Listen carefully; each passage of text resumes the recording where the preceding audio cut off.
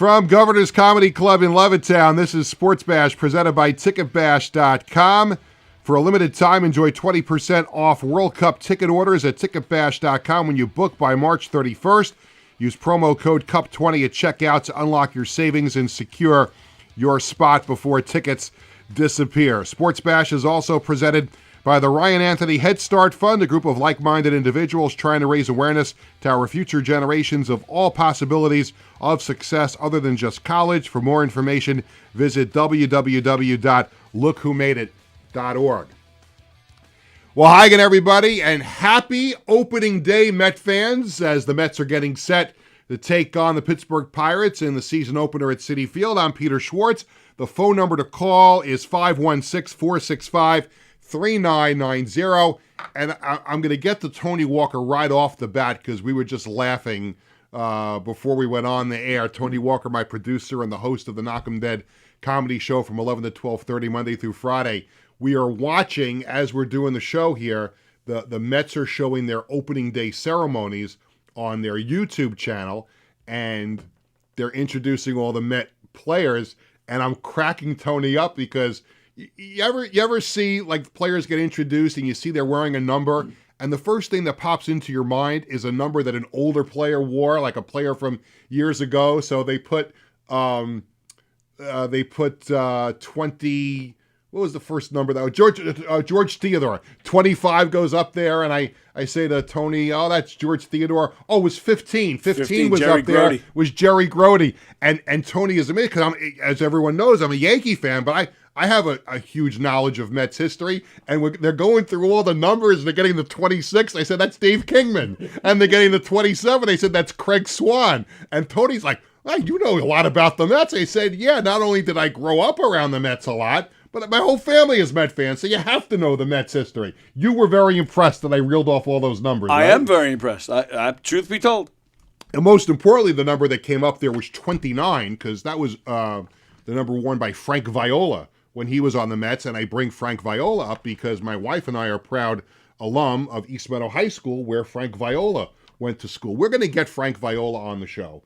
We were supposed to have him on last year, and something happened because he's with one of the teams in the Atlantic League. I think it's the High Point Rockers. Right. They play the Long Island Ducks. And we were supposed to have Frank on the show last year, and there was a mix-up with the number. But we're going to get Frank. And maybe when they come in to play the Ducks, maybe we'll have him come in studio. We'll see if we can work that out. But coming up on this show, we're going to talk about opening day in a little bit because I have some thoughts on that. But later in the show, we're going to talk about March Madness. The NCAA tournament is continuing. The Sweet 16 gets underway tonight. St. John's takes on Duke tomorrow, and joining us later in the show will be Sam Blum from The Athletic to talk about March Madness and also a little baseball because he also covers some baseball for The Athletic. So we'll talk to Sam coming up in a little bit. We also have What's Hot at TicketBash.com, the Sports Bash Media poll question of the day, and we'll check out the Coach's Collectibles item of the week. It's time for the Sports Bash Flash. It is presented by the Marty Lyons Foundation. The 6th annual Marty Lyons Foundation NFL Draft Party will be on Thursday, April 23rd at Great South Bay Brewery in Bayshore. For more information, visit martylyonsfoundation.org. And I know I sound like a broken record, but I talk about it on every show. I am so honored to be the MC, the host for the 6th straight year since the inception of this event. It's a wonderful night. And it's a big night for the Jets and Giants because the Jets have the 2nd pick and the 16th pick. The Giants pick 5th. And let me tell you something. They do a great job with this event, for this draft party. Get your tickets now because they're going to sell out. They had upwards of 275 people packing Great South Bay Brewery last year. Great food, great drinks and raffle prizes. Of course, Marty Lyons is there. Kenny Schroy is there, usually Bobby Jackson, and Greg Buttle has been there most years. Some other former Jets and NFL players are there. It really is a fun night, a lot of mingling, a lot of getting to know a lot of fans of all NFL teams. It's not just Jet fans. A lot of Giant fans go, and you see some sprinkling of other fans, and I like to have some fun with the other fans when I'm there. I get the microphone at the beginning of the night. I'll say, raise your hand if you're a Jets fan, and people raise their hand. and Giant fans too. And of course, I'll see out into the crowd. I'll see there's somebody actually wearing a Patriots jersey. So I was like, anybody wearing a anybody Patriots fans? And this one schnook will raise his hand, and he's a Patriot fan. I'm like, the exit's in the back over there. So we have a lot of fun with it, and it's just a great night. So hopefully we will see you at Great South Bay for the Marty Lyons Foundation NFL Draft Party on Thursday, April 23rd. Yankees open up their season last night with a 7-0 win over the Giants in San Francisco. Max Fried allowing 2 hits, struck out 4 over 6 in the third. Aaron Judge, it's funny. Not funny that he went 0 for 5, hitless on opening day for the first time in his career, but it's just amazing the power of social media. Like, you would have thought that this guy sucked and he was just called up from the minors, and he has never done anything in his life. Like, oh, Aaron Judge, didn't do anything on opening night. Come on, it's one game. They won 7-0, and let's all pump the brakes on beating up on Aaron Judge. So, and I'm sure there's some, what's the word I'm looking for? Pain in the ass Met fans that'll call up at 516-465-3990, namely people in my family who think, Aaron Judge didn't do much anything last night. I got that, from somebody in my household last night, so he knows who he is, the older one. An off day today before the Yankees and Giants play Friday and Saturday with another off day on Sunday. I can't stand what they've done with the schedule here on opening day. Like, you got the Yankees and Giants opening up last night. And by the way, if you're trying to replicate what the NFL does, why did the Yankees and Giants open up the season? Why didn't you have the champions? Why did the Dodgers open up? Like, that's what you should have done. And this shows you how much of an idiot the commissioner, Rob Manfred, is. Like, I understand the Yankees are a marquee team, not just in baseball, but in all of sports. But why wouldn't you have the two-time defending world champion Dodgers playing in the first game? They have, again, I don't think anybody in sports, across all sports, has the following that the Yankees do, and I get it, but you're opening up with the Yankees and the Giants? I mean, if you want the Yankees to open up, play them against the Red Sox or something like that, but put the Dodgers on. The Dodgers won the championship. They deserve to have the same treatment that the Seattle Seahawks are going to get in September, opening up the NFL season. I just didn't understand that.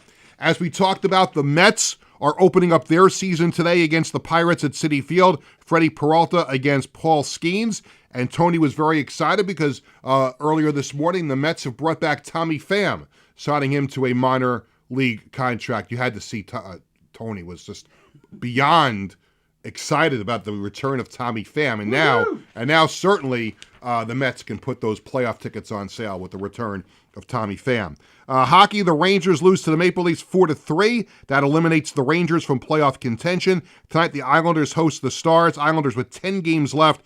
They are 1 point off of a wild card spot, 1 point behind the Penguins for third place in the Metro Division, and really an inexcusable loss for the Islanders against the Blackhawks the other night. They got to get it together. 10 games to go. They're right there, a point out, and they just got to get their act together and start scoring a little bit more, getting off to a better start. So we'll see if that happens tonight against Dallas. Also tonight, the Devils are in Nashville. Basketball, the Nets lose to the Warriors 109-106. Tonight, the Knicks look for their 8th straight win. They're in Charlotte. College basketball, the Sweet 16 underway today. St. John's to meet Duke tomorrow night in Washington. And we will talk about March Madness with Sam Blum coming up in just a little bit from The Athletic. It is opening day for the Mets, and it's opening day for everyone else in Major League Baseball other than the Yankees and Giants, who opened up last night. And it's the two most magical words in baseball other than play ball. Other than play ball, the two most magical words in baseball is opening day. And opening day resonates more in baseball, I think, than in other sports combined. Yes, in football, there's a little bit of pomp and circumstance with the opener, and hockey too, and basketball, and the other sports as well. But there is just something about opening day in baseball that's magical. And I think for a lot of people, it's a weekday afternoon game. If you work, you take the day off of work and you go to the game, or you stay home and watch it on TV. If you've got kids, or just if kids want to go, they take the day off of school and they go to the game. And sometimes you're honest about it, and sometimes you're not honest about it. There was one year where I went with my brother to Yankees opening day, Yankees home opener. And my brother was still going to school, going to high school, East Meadow High School. And I got tickets for the game. And he goes to school in the morning, as you normally would. And I arrive at school at around 10:30 or so to pick him up, and saying I have to take him to a doctor's appointment. And I made the mistake of wearing my Yankee jacket to walk into East Meadow High School to go pick him up, and he made the mistake of wearing his Yankee stuff to school that day. So I go to pick him up, and I'll never forget this. Mr. Coletti was my Spanish teacher. He also was a teacher for Italian at East Meadow High School, and my brother had him as well. And he's I'm waiting in the main lobby of East Meadow High School, waiting for them to send my brother down. And he comes up to me and he goes, "Hey, Peter, good to see you. I just, I'm enjoying having your brother in my class." I'm like, "Oh, yeah, I got to take him to a doctor's appointment." He goes, "It's Yankee opening day. Are you trying to pull the wool over my eyes?" And I'm like, he didn't feel well this morning, and, my parents, couldn't come get him, and I'm going to come pick him up." He goes, "All right." And then Ira comes down, and I go to take him out. And he goes, "You guys have a good time at the game today." And that's the magic of opening day. I got to experience opening day with my kids a couple of years ago at Citi Field. And it is a magical day. There's a difference about opening day that in baseball that's different than the other sports. Because one thing that it gives you on opening day, maybe more so than the other sports, is hope. Everybody is 0-0. And I know it's the same in the other sports, but I just think there's a different feeling in baseball. There's an excitement. Like you're still alive, except for the Pittsburgh Pirates. Everybody has a chance. Tony didn't laugh at that. Thank you. Basically, except for the Pittsburgh Pirates, everybody's got a chance. Which is why Paul Skeens will be a Yankee in a couple of years. Yes. But there is that palpable feeling in the air when it comes to baseball opening day. And I've been lucky enough in my life that I've been to a bunch of opening days, Mets and Yankees. And I've been pretty fortunate to see a bunch of great moments. I'll start with the Mets because it's Mets opening day. And by the way, that's where I'm wearing my New York Knights hat, because it's orange and blue, and that's the hat that I will wear to Met games that I go to this year with my family. And I've got my Yankee shirt on because they won last night, 7-0. But I'll start with the Mets and opening day memories. I mean, there's always an excitement. I have never been to a Met opening day where they've unveiled a banner, whether it was a World Series banner from '86 or in 2016 after they won the National League pennant the year before. I haven't been there for that, but I've been fortunate to be at a bunch of Met home openers where some really magical things have happened. And most notably in 1985, when Gary Carter made his Mets debut and he hit a home run to win the game against the Cardinals off of former Met Neil Allen. And people are probably saying, and I know Tony is probably wondering this too, how does this Yankee fan know this Met history? I just do. It was in the ballpark. I still have the ticket stub.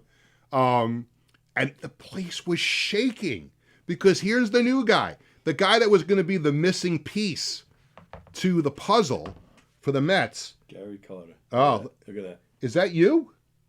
Look at that.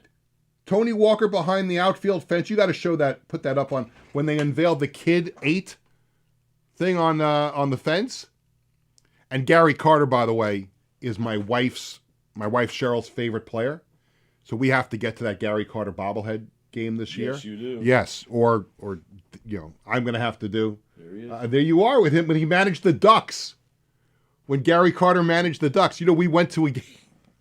This is another thing. We all went. We went with another family to a Ducks game when Gary Carter was the manager, and it was the fog came in, and they couldn't start the game, and they were trying to figure out if they were going to play that night. The fog was just immense, and there's Gary Carter hitting fungos into the outfield, and the outfielders are trying to see if they can catch the ball, and they're losing it. One guy almost got hit in the head with a ball, and they said, "That's it. We can't play tonight. The fog is too thick." But I remember Carter hit that home run. Shea went nuts. And it's just one of many. I mean, I was at so many great Yankee home openers when they were good and when they were not so good. I got to see a few World Series banners get unveiled at home openers. So it is a magical day for everybody who's a baseball fan. There is a difference in opening day in baseball than there is in any of the other sports. There's just a very, very special feeling. And I think for kids, it's cut school and go see the Mets or the Yankees, or, whether you love your job or hate your job, hey, opening day is generally in the afternoon.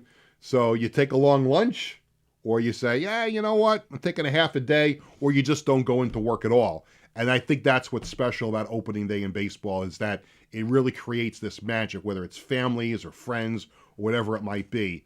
You just love that feeling that's around baseball opening day. And I think it's going to be a big year for both the Yankees and the Mets. We talked about it on the show on Tuesday. I think the Yankees and Mets are both playoff teams. I think the Yankees are going to win the American League East. I think the Mets are going to be a National League wild card spot. Like they say in the lottery, you got to be in it to win it. All you got to do is get in it, catch a little lightning in a bottle, and you're off and running. Kind of like the Mets did a couple of years ago when they got in the playoffs on the last day of the season. Pete Alonso hit that home run against the Brewers. The Mets find themselves a couple weeks later in the National League Championship Series. So you never know. I like this Mets team. I really like this Yankees team, especially when Garrett Cole and Carlos Rodon come back from their injuries.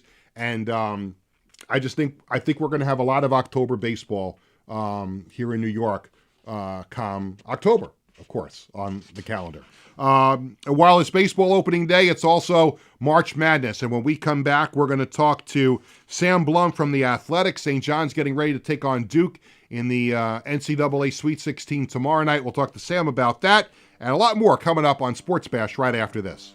Hi, I'm Peter Schwartz. And I'm Vinny Tickets. We want to take a moment to talk about our fantastic sponsor, the Embassy Diner. Embassy Diner has been a beloved staple in the restaurant industry for over 50 years.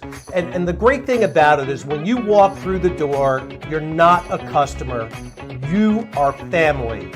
Every visit promises to be filled with warmth, love, and respect. And here's an extra treat. If you mention Sports Bash during your visit, you enjoy a free dessert on the Embassy Diner. Come on down to the Embassy Diner, where great food and great company are always on the menu. Visit the Embassy Diner, located at 4280 Hempstead Turnpike in Bethpage.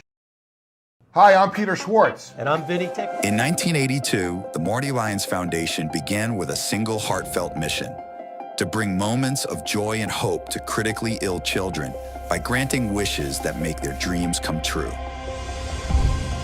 Since that day, we have touched the lives of over 8,600 families, raising over $44 million to grant wishes that offer a beacon of light in their darkest times. These precious wishes cost an average of $7,100 each. And your support is crucial to our mission. Every donation, big or small, makes a difference. And with 84 cents of every dollar going directly to supporting our families, you can rest assured your support truly changes lives. The Marty Lyons Foundation operates 11 chapters in 14 states now, working tirelessly to reach as many children as we can. This dedication goes hand in hand with our commitment to transparency and accountability, earning us top ratings on Charity Navigator, Great Nonprofits, and Candid, which underscores our dedication to those we serve. The Marty Lyons Foundation grants wishes to children ages 3 to 17.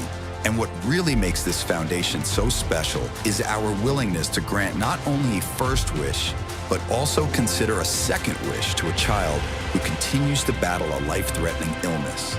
We stand by these children, offering them hope and strength through the power of dreams, giving our children the courage to wish for more.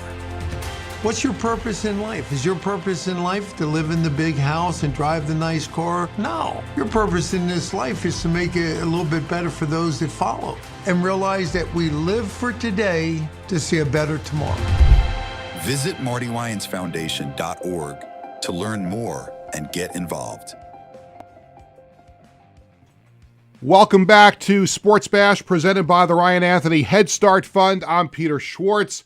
Welcome back into this Thursday edition of Sports Bash. It's opening day for the Mets, about to start against the Pirates. The Yankees got underway last night, but it's also a big time of the year for college basketball as the NCAA tournament is into the Sweet 16. It starts tonight, but St. John's will take on Duke tomorrow night in Washington, D.C., and on the line with us to talk about St. John's and everything else going on in March Madness is Sam Blum from The Athletic. Sam, it's Peter. How are you? Good. How are you? Thanks for having me. Oh, thanks for joining us here on the program. I know you were around St. John's over the first two rounds when they were in San Diego last weekend. Let's go back to those two games first when we're talking about Rick Pitino's Red Storm. A blowout win in the first game. They need a buzzer beater layup at the end of the second game. From your perspective, how did St. John's look last weekend, and are they deservedly so in the Sweet 16? Well, what really stood out to me in particular was their ability to kind of shoot the three against Kansas, because that's not necessarily been a strength of their team all season. And Rick Pitino talked a lot actually about wanting a lot of he feels like he has a team that can make outside shots. They're just kind of not necessarily always up for the challenge or up for the task. He's kind of gotten on them about that. I thought Bryce Hopkins going 6 for 9 against Kansas was everyone remembers Darling's shot, and they that will go down forever. But I thought Bryce Hopkins, he was the star of that game. He went, going for 6 for 9. He made 25 3-pointers the whole season, and he makes 6 in that game. To me, that just kind of showed their ability to, you can't just sag off them. And I think that was kind of the idea by Kansas, was like, make them shoot, make them make their shots. And for a while, they weren't making them early in the first half, but those guys stepped up, especially when Kansas kind of cut it down there. That's what stood out to me, and maybe showed their ability to separate a little bit. They've gotten out to some of these really hot starts now for a while, dating back to the conference tournament. I think it started out like 8, 9, 10, 0 in all those games.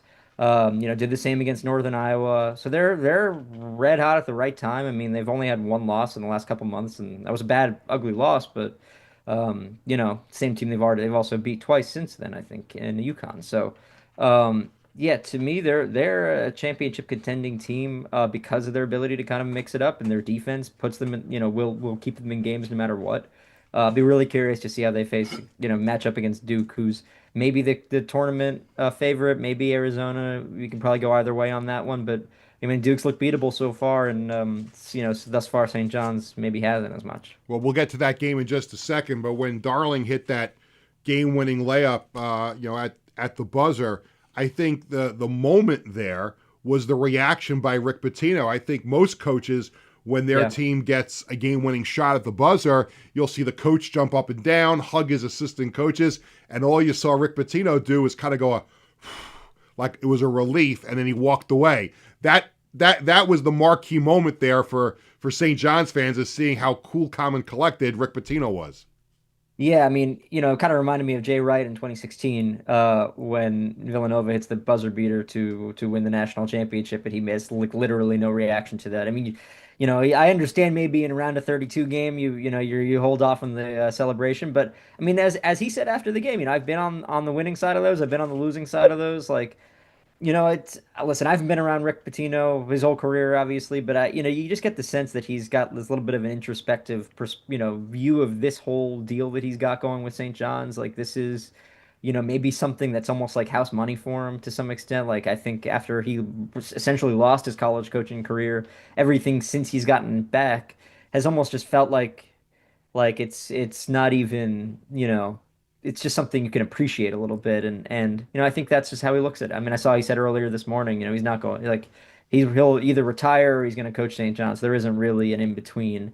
And I think that's like reviving New York's team. Like this guy is New York, in his blood. Like he is kind of represents, I think, the city and like kind of the toughness of it in a lot of ways. And that's what St. John's is. It's a reflection of him, and that's why I think they've been really fun to root for and be fun to be around now for the last few years, and in particular this year where they look like they could do a lot of really special things. Yeah, I think this team and this university has kind of brought out the fountain of youth in Rick Pitino because, I guess a year or so ago, after they went to the tournament last year, you started to hear whispers, how much longer is he going to do this? And obviously he's back this year, and you wonder long term, like how many more years does he have in him? But I think it's probably going to be easier for him, especially with the way college basketball is now, that you're going to reset your team every year. He talked about it. I saw an interview with him last week where, from year 1 to year 2, now to year 3, how he has been able to change the roster just by bringing in players from other schools. And I think that kind of gives him the fountain of youth a little bit to keep going with St. John's. Yeah, I mean, honestly, I think the transfer portal is great for a place like St. John's because it's New York City, it's Madison Square Garden. I mean, he'll have his pick of players. It's not like St. John's maybe has the ultimate NIL funds, although I would be surprised if that, when you do well in the NCAA tournament and you prove you can win, I'm sure these things build on each other, right? So, but yeah, I mean, he's been able to leverage, I think, the state of college basketball in a way that not everyone is able to do, especially at his age. I mean, we've seen a lot of the older coaches like leave the game because they don't like the version of college basketball. And I'm not saying he loves every element of it, right? But I think he's a smart guy and he's able to work within the framework, I think maybe better than others. And understand, I mean, in this era of college basketball, I think St. John's is in a good position in a way that maybe they haven't always been. And yeah, I mean, he might have to remake his roster every year, but I think the other thing that's important is some of these guys have stuck around, have been there multiple years, and then you're able to kind of fill in the rest. And that is, I think, the key to sustaining college basketball teams in this modern era, right? Like you have to have a few people that are willing to come back. You can't lose your whole roster every year, but if you have a core, and I think he has that, you can build around it every year. And I think, that's what you're seeing right now is a couple core great players like Zuby and Bryce Hopkins who have been there multiple years. And then, there are some guys who've come in and just filled in the rest, and it's looked really good.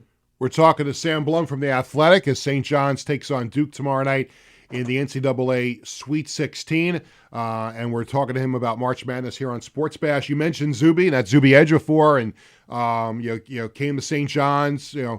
Kansas found him originally, and now he's gonna graduate or finish his college career as a member of St. John's. They're gonna put him in with a brand new Ring of Honor that Rick Pitino announced next year. So he's going to be a brand new player that's going to go into that Ring of Honor with some other great St. John's players. You had a chance to see him up close and personal last week. When you look at Zuby, does he look like an NBA first round pick to you? Some people had speculated he might be a second round pick, late first.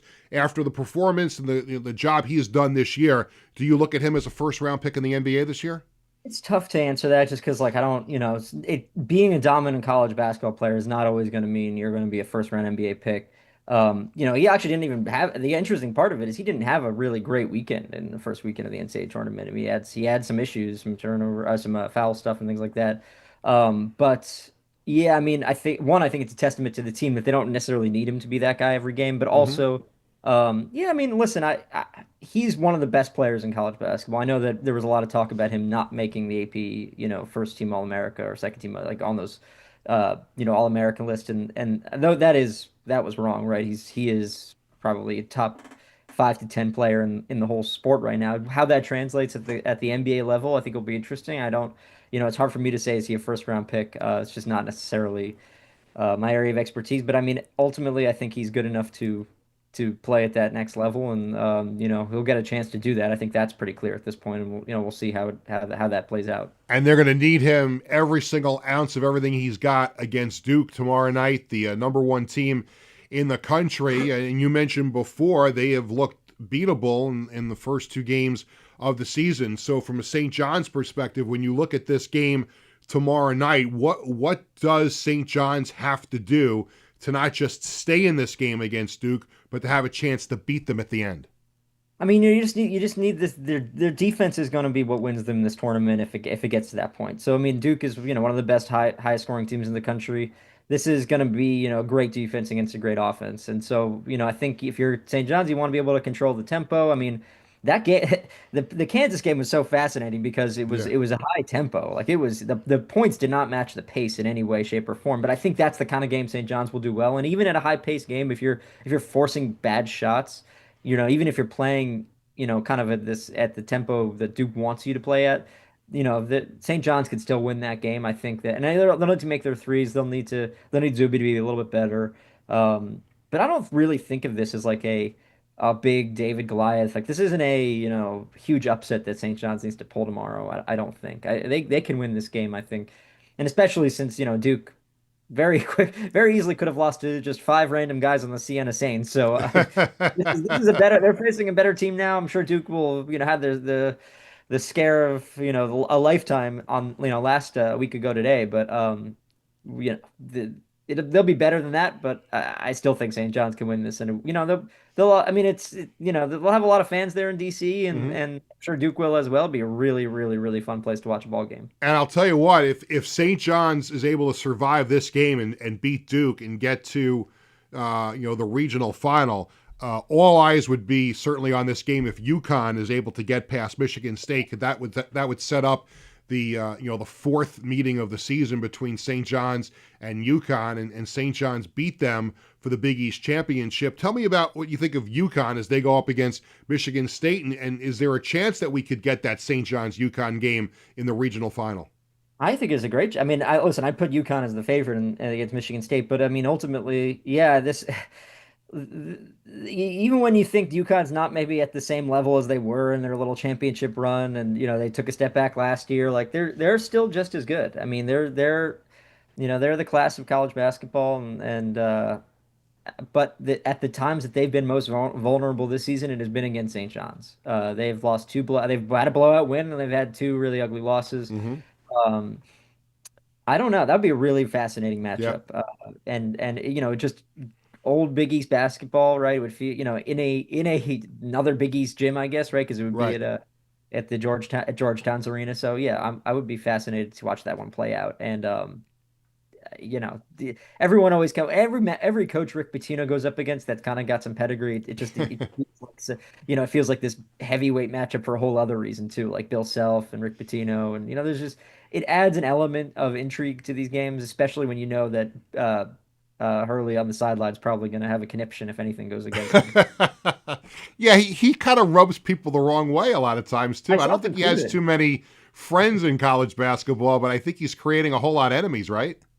I grew up in New York City, and I saw him coach at like Wagner, and he was the exact same guy. I mean, Yeah. he really is just like this guy is people might not like it. I'm not a huge fan of it, and I find the complaining about referees just after any loss to be really a tired act. But you know what?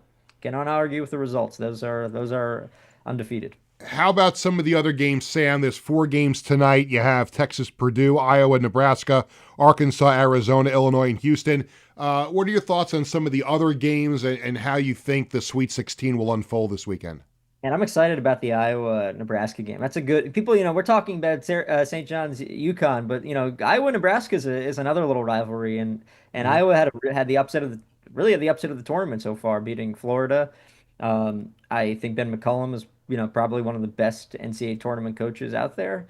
So they're a team that I think could just as easily get to the Elite Eight, and everyone's looking for a Cinderella, and maybe that's not going to happen this year. But that's I mean Texas the same way. I mean, how many you see it almost every other year, right? Like a team coming out of that little first four and being able to make a run. Like, why not them? I mean, you get to this point, I don't think there's a whole lot of daylight between some of these teams that maybe have higher seeds and teams that are probably in the same NIL conversation and the same head coaching conversation that can also make a run. Last one on March Madness, because I want to sneak in a baseball question at the end, but put your crystal ball on for a moment. Who's your Final Four? Who's going to win it all? Man, who's my Final Four? Gonzaga was in my Final Four. I had Iowa State winning it all. I think the injury to Jefferson is probably going to make. We'll see if he's. I mean, they haven't ruled him out even for the game, I believe tonight, right? Like, but I don't know if they really have the juice if that injury kind of sustains. So I'll go with Houston. They're always right there. They're on the other team in my finals. I just, again, it's a great combination of really strong defense. They got to the national championship game. I mean, they're battle tested. They have that ability. So, I mean, nobody really talks about them or thinks about them, and I just think they're really good. So I'll go with Houston. I think as the team that can win it. My Final Four. I need to think about all the regions now. I'm sorry I put you on the spot there. No. I mean, I think Iowa State can still get there. I'm trying to think who. Yeah, I have to look at the whole bracket to really be able to piece out 4 teams out of the 16 that I think will get there. But my pick to win it would be Houston. Okay, I was trying to get a St. John's prediction out of you, but that's okay. No, it's okay. No, Sam, it's fine. You, in addition to basketball, you also cover baseball for The Athletic, and I just wanted to kind of wrap up the interview with your thoughts on the baseball season that is just getting underway, and who you think would be the favorites in the American National League, and who could win it all at the end in October. I love the Mariners. I think nobody really talks about them as being maybe the best team in baseball just because of where the Dodgers are. But I mean, the Mariners have a stacked lineup. They have an elite bullpen, and they have a rotation that I don't think anybody can top. I know the Dodgers maybe are close on that, but they also have guys that aren't as durable as maybe what you see in Seattle. So I think the Mariners are the best team in baseball this year. I would pick them to win it all.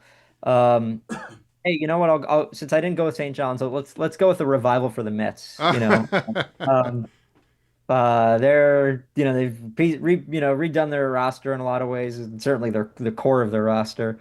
And I don't know how they're doing right now. They're losing 2-0 already. Oh, geez. Okay, yeah. I grew up a Mets fan. They're threatening. They're threatening in the bottom of the first. Well, against Skeens, all right, we'll take it. So yeah.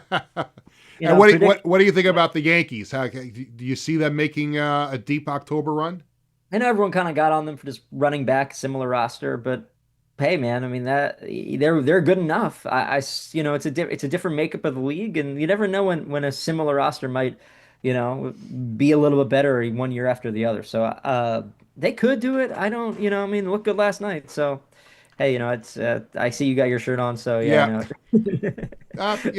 Listen, I live with 3 Met fans, so I could take the abuse. It's okay.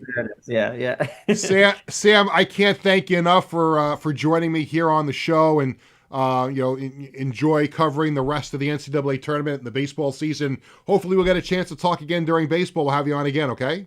Anytime. Thanks for having me. I appreciate it. You got it. Sam Blum from The Athletic talking a little hoops and baseball. And yeah, let's update what's going on at Citi Field before we take our second break. Peralta gave up a 2-run homer in the top of the first inning, and now the Mets are threatening in the bottom of the first with first and third and nobody out against Paul Skeens. So we'll see if the Mets can pull even again, or at least get back into this game here in the bottom of the first inning. So we'll take a break. When we come back, the Sportsbash Media poll question of the day, the Coach's Collectibles item of the week, what's hot at ticketbash.com. And we'll also tell you about some upcoming editions of Sportsbash that we're very, very excited about. And that's all coming up when we come back right after this.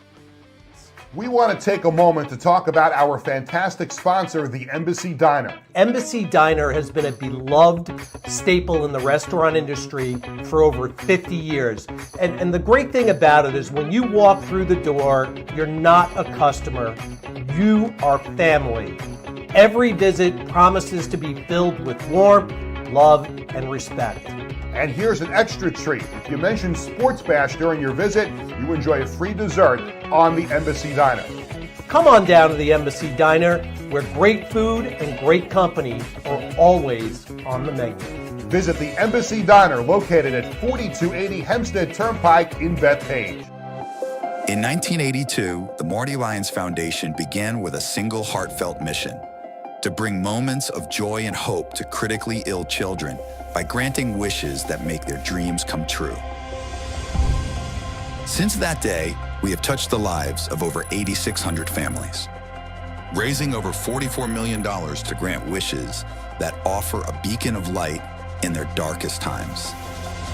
These precious wishes cost an average of $7,100 each.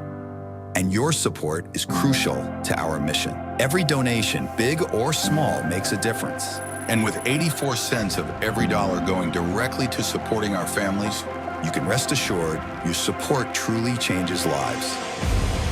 The Marty Lyons Foundation operates 11 chapters in 14 states now, working tirelessly to reach as many children as we can. This dedication goes hand in hand with our commitment to transparency and accountability, earning us top ratings on Charity Navigator, Great Nonprofits, and Candid, which underscores our dedication to those we serve. The Marty Lyons Foundation grants wishes to children ages 3 to 17. And what really makes this foundation so special is our willingness to grant not only a first wish, but also consider a second wish to a child who continues to battle a life-threatening illness. We stand by these children, offering them hope and strength through the power of dreams, giving our children the courage to wish for more. What's your purpose in life? Is your purpose in life to live in the big house and drive the nice car? No. Your purpose in this life is to make it a little bit better for those that follow and realize that we live for today to see a better tomorrow. Visit MartyLyonsFoundation.org to learn more and get involved. Welcome back to Sports Bash, presented by TicketBash.com. I'm Peter Schwartz. 516-465-3990 is the number to call here on the program. Again, thanks to Sam Blum from The Athletic for joining us in the last segment, mostly about March Madness. We stuck in a couple of baseball questions there at the end. Let's update you on what's going on at Citi Field. While we were in commercial, Bo Bichette with a sacrifice fly. And the Mets are still threatening against Paul Skeens in the bottom of the first as the Mets trail 2-1. And the Mets hanging in there against Skeens, getting some good at-bats. And we'll see if the Mets can punch across another run to tie this game here in the bottom of the first inning. It's time for the Sports Bash Media poll question of the day. It's presented by the Embassy Diner, located at 4280 Hempstead Turnpike in Bethpage. Every customer is considered family at the Embassy Diner. Mention Sports Bash, get a free dessert with your meal. We post a new question every Tuesday and Thursday on the Sports Bash Media X/Twitter page. Should Major League Baseball revert back to the Cincinnati Reds hosting the traditional first game of the season in the afternoon? And for years and years and years, you always knew it was tradition. The Cincinnati Reds played the first game of the year. At least their game always started first. If there were other games going on that day, they started after the Reds. There was always this season opening parade in Cincinnati. Then, they had the Sunday Night Baseball stuff started, so they gave the Reds, the Sunday night, the night game to open up the season, which really didn't have the same feel. And now you got this complete mishmash with Netflix has the game on Wednesday, and now you got, NBC is doing the Met game. And by the way, NBC's graphics and their scorebug, so much better than Netflix last night. I don't know what Netflix was doing, what they were thinking with that ridiculous looking scorebug last night, but NBC looks like a really clean broadcast. We can't hear it here in the studio, but I like what I see so far from it. So again, should they go back to the Reds hosting the traditional first game of the season in the afternoon? Tony, you want to take the first shot? Yes. Nodding his head in approval as he watches the Mets try to take some good swings against Paul Skeens there. That's it. I don't even know why I bother bringing Tony in today. And he's not even listening to the show. He's watching the Met game. And that's okay. That's okay. I don't blame him for that. He's a huge Met fan, and he's fixated on the Mets. That's as long as you push the right buttons. I don't care if you open up your mouth or don't open up your mouth the rest of the show. There's no sound, so I'm listening. It's okay. There you go. Yes, I want baseball to go back to having the Reds host the season opening game.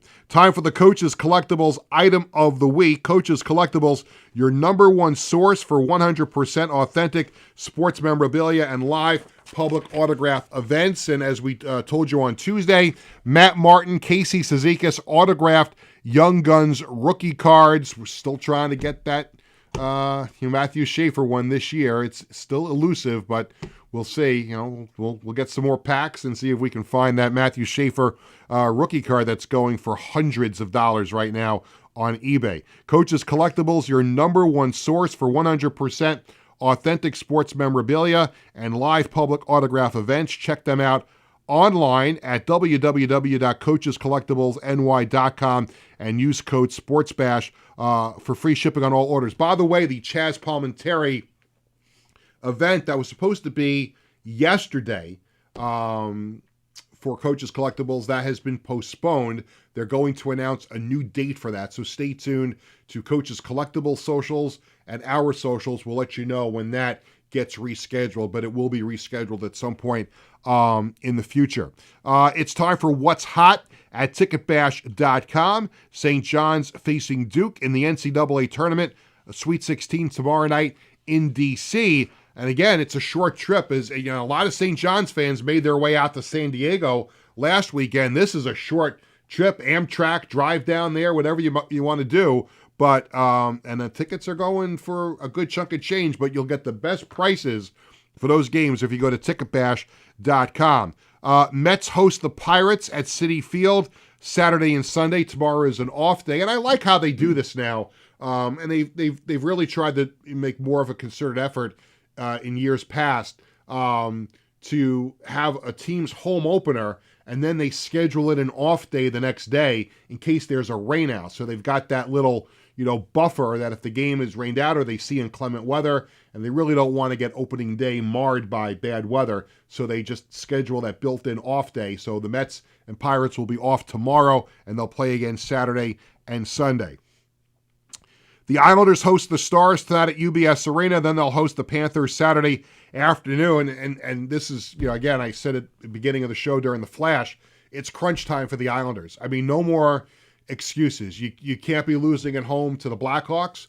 You can't be losing that game last week to the Ottawa Senators. And they're right there. And again, I hate saying it, and it's kind of like being repetitive, but yeah, they're right there, a point out. And it's simplistic to say, well, if you thought they'd be a point out with 10 games to go at the beginning of the season, you'd probably sign on the dotted line, given the roster makeup, and you had a new GM and still trying to piece this roster together. But they were in a playoff spot for most of this year. And if they don't make the playoffs, and again, Matthew Schaefer's a great story, and Sorokin has been a great story, but if the Islanders don't make the playoffs, as Brett Beatty just hit a bases-clearing double to give the Mets a 4-2 lead, and Tony is happy. You can't hear him, but he's happy.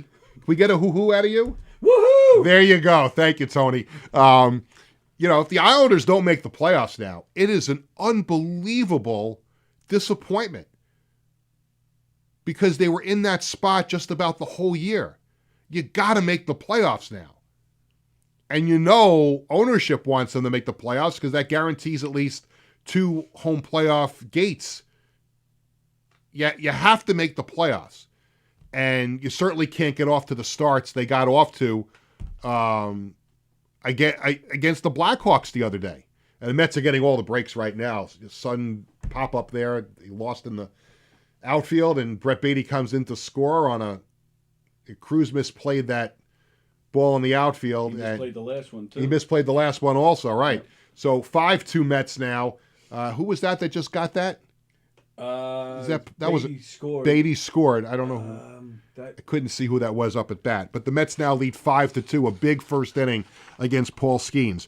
The FDNY NYPD hockey game is at UBS Arena on Sunday afternoon. That is always an unbelievable event. I went to it one year. It was at Madison Square Garden. It was always at Nassau Coliseum for years and years and years. And now it's at UBS Arena. And I remember going to the NYPD FDNY game at the Garden one year, and that game set a Madison Square Garden record for alcohol sales. Oh. And I'm sure UBS Arena has done very, very well in that department since they've been hosting it. So that is going to be on Sunday afternoon. Friday night, the Rangers host the Blackhawks. Concerts and shows. Cardi B is at Madison Square Garden tonight. Barry Manilow at UBS Arena on April 13th.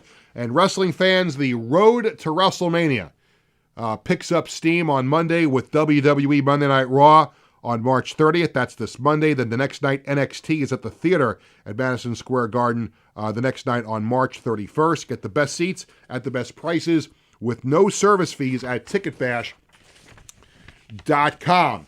And the Mets with some great at-bats here against Paul Skeens. Livy Dunn not a happy camper right now, seeing her guy on the mound getting lit up right now at a 5-2 Met lead in the bottom of the first inning. So Met fans happy at Citi Field. Let's tell you about some upcoming shows here on Sports Bash, as there's a walk to Francisco Alvarez, and the Mets just keep it going with 2 out here in the bottom of the first inning. On Tuesday, win or lose this weekend for St. John's. On Tuesday's show, we're going to be joined by Ed Cole, the athletic director of St. John's. We are hoping that it's a preview of the Final Four. If not, it'll be a retrospective on what has been another unbelievable season for the Red Storm. Getting to the Sweet 16. We'll see if they make it to the Elite Eight or the Final Four. But Ed Cole has done an amazing job so far as athletic director at St. John's. Taken over last year, and he's been on the show before, so we look forward to having him on again on Tuesday. And again, for his sake, and everybody who's rooting for St. John's, Paul Skeens out of the game in the first inning. Yeah, they pulled him. They pulled him out of the game. It's not all his fault. He has not been sharp, Right. but the Mets have knocked Paul Skeens out of the game in the first inning. 37 pitches, and he's gone. I wonder if he's hurt. I'm wondering that too. He pitched in the World Baseball Classic a couple of times. And again, not all his fault. There was some, O'Neill Cruz misplayed a couple of balls in center field.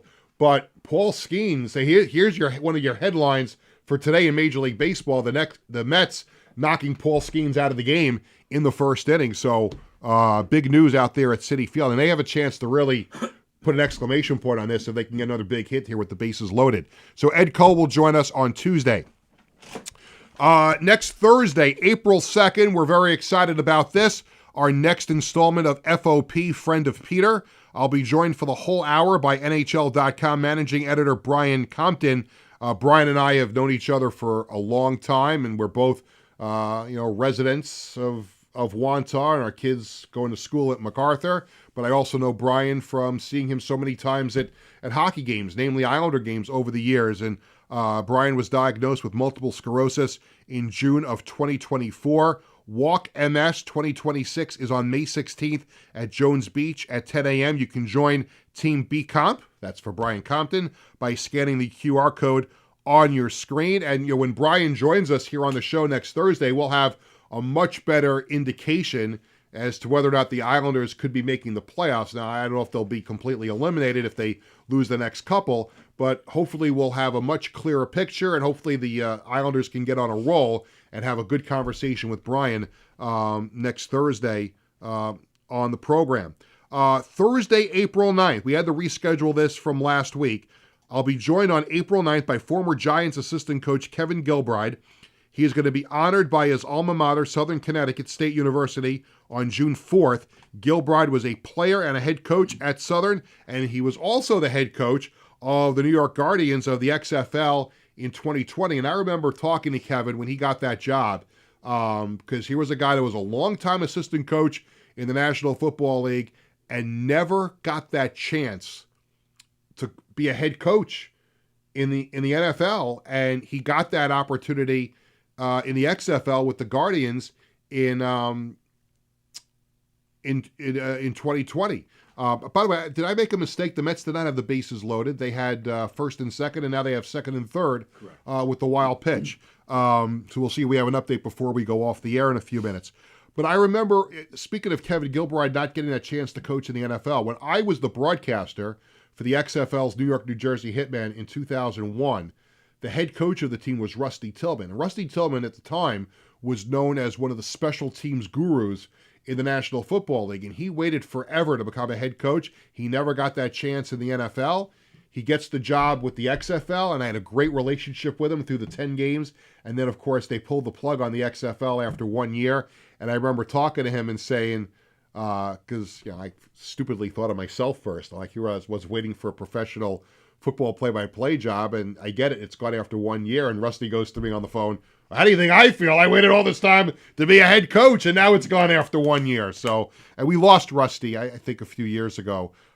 So may he, rest in peace. But we'll look forward to having Kevin Gilbride on the show on April 9th. Do we want to stick this out a little bit more? I want to try and extend. We got 5 minutes left. Sure. I don't want to end too premature, but I'm as shocked as you that Paul Skeens got pulled, because I don't think he was hit that hard. I think Lindor just popped up to end the inning. And that's exactly what happened. So they're going to go top 2 at Citi Field. Mets 5-2. It looked to me like he was laboring, but the Mets didn't really hit him that hard, but it looked like something was wrong. They didn't hit him hard, but they were hitting. They had great at bats, lots of foul balls and whatnot. So, and I was, like you mentioned a minute ago, thinking he was hurt, but he's still sitting in the dugout. So you would think if he was hurt, they would have taken him, into the clubhouse to check him out.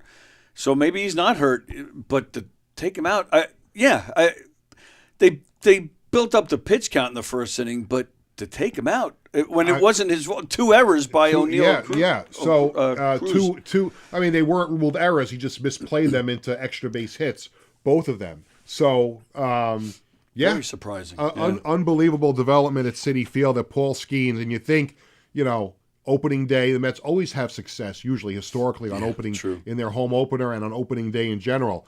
But it was going to be a challenge for them today against Paul Skeens. And, 5 runs in the first inning, a tremendous start. And by the way, both teams start in similar fashion, because the Yankees took a couple innings, but they got 5 runs in their first scoring outburst of the year last night as well. So if this holds up, really good starts for both the Yankees and the Mets to the 2026 season.